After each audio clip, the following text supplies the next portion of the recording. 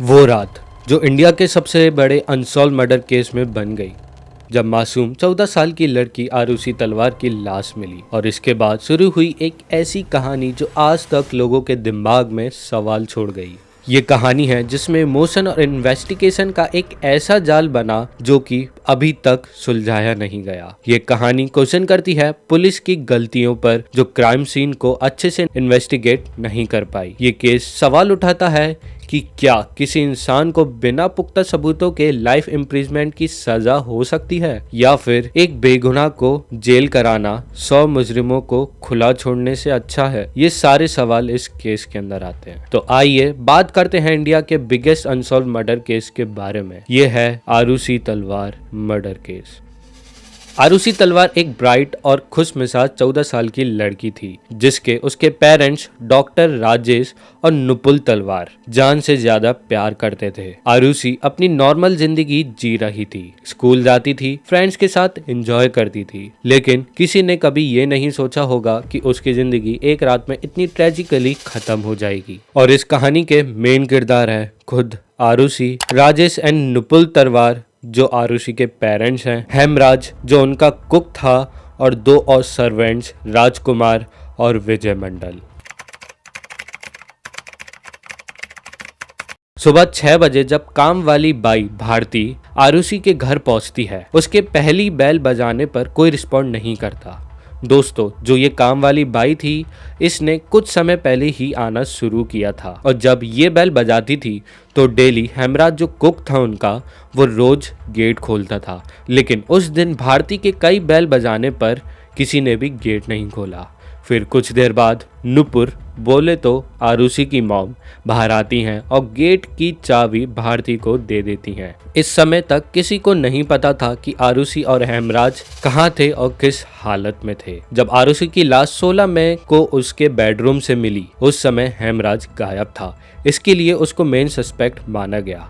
अगले ही दिन हेमराज की आधी सड़ी लाश टेरेस पर मिलती है। जब फैमिली के पहले डोमेस्टिक सर्वेंट को शक से बाहर किया गया तो पुलिस ने आरुषि के माँ बाप को, डॉक्टर राजेश और नुपुल तलवार को प्राइम सस्पेक्ट माना। पुलिस का शक था कि राजेश ने दोनों का कत्ल किया था, या तो उनको किसी ऑब्जेक्शनेबल हालत में देखकर या राजेश के एक्स्ट्रा मैरिजियल अफेयर के चलते हुए, जो ब्लैकमेल और कॉन्फ्रंटेशन की वजह बना। तलवार के परिवार और दोस्त पुलिस पर इन्वेस्टिगेशन खराब करने और उन्हें फंसाने का आरोप लगाने लगे। केस बाद में सीबीआई को दे दिया गया, जिन्होंने तलवार कपल्स को निर्दोष बताया और असिस्टेंट कृष्णा ठडारी और 2 सर्वेंट्स राजकुमार और विजय मंडल को शक के दायरे में रखा। तलवार परिवार के असिस्टेंट कृष्णा ठडारी और 2 डोमेस्टिक सर्वेंट राजकुमार और विजय मंडल का नेक्रो इंटेरोगेशन किया गया था, जिसमें सीबीआई ने टेस्ट के नतीजे के आधार पर यह माना कि इन्होंने आरुषि का कत्ल सेक्सुअल असॉल्ट करने की कोशिश के दौरान किया और हेमराज को विटनेस होने के कारण मार दिया गया।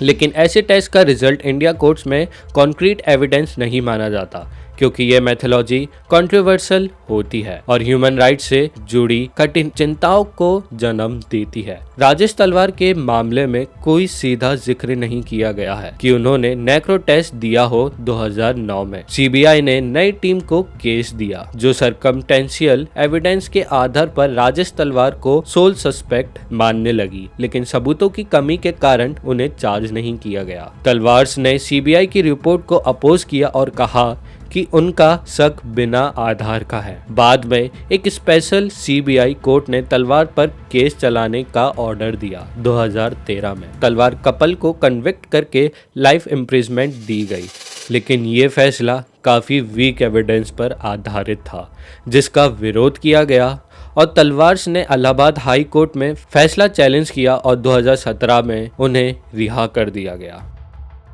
दोस्तों, इस केस में पुलिस की बहुत बड़ी भूल रही, जिसने इस केस को काफी कंफ्यूजिंग बना दिया था। नोएडा पुलिस के इन्वेस्टिगेशन के दौरान उन्होंने तलवार घर से एक स्कॉच की बोतल खून से लगे बेडशीट और पिलो केस और हेमराज की लाश को ढकने वाली बेडशीट इकट्ठा की, लेकिन उन्होंने इन सबको ऐसे लेबल किया कि फॉरेंसिक रिजल्ट कंफ्यूज हो गए। स्कॉच बॉटल से कोई क्लियर फिंगरप्रिंट्स नहीं मिल पाई और शुरुआत में पुलिस ने टेरेस पर जो खून के दाग ढूंढे थे उसको पान के धब्बे कहकर डिसमिस कर दिया और बाद में उन्हें साफ कर दिया। जर्नलिस्ट को टेरेस पर आने और फोटो लेने दे दिया गया, जिसने एविडेंस को कंटेमिनेट कर दिया। सीबीआई ने कलर से खून मिक्स पानी इकट्ठा किया और रूफ से खून के दाग स्क्रैप किए, जो पहले नोएडा पुलिस मिस कर चुकी थी। इन्वेस्टिगेशन के दौरान हेमराज के पिलो कवर पर खून के दाग ने काफी कंफ्यूजन पैदा की और इसी कारणवश ये केस इतना ज्यादा कंफ्यूजिंग बन गया। दोस्तों, ये पूरा केस एक बड़ी पहेली बनकर रह गया है, जो सबूतों की कमी के कारण कभी सुलझ नहीं पाया। तो आज के लिए बस इतना ही। ऐसी ही इंटरेस्टिंग फाइल्स के बारे में जानने के लिए सब्सक्राइब करें द आर्काइव्स को।